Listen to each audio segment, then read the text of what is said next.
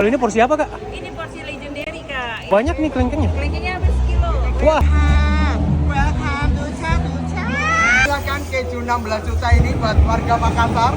ini mie Makassar rasa Bangko. Dia asli, vibes-nya mirip sekali dan mie pas ke Bangko. Seru sekali guys, harus ke sini. Tanpa paspor dan dekat, cukup ke parkiran Mall TSM Makassar sudah bisa ke event kuliner terbesar di Indonesia sampai tanggal 14 September nanti. Ada lebih dari 200 tenan makanan dan minuman, lebih dari 1000 pilihan menu dan porsinya semua jumbo. Dan ini 100% halal nah. Kali ini cobain longgam pandan Thailand yang luar biasa segarnya dengan porsi sejumbo ini. Lanjut lagi yang segar-segar khas Thailand, ada somtan dengan aneka isian buah segar disiram kuah khas sontang yang enak banget.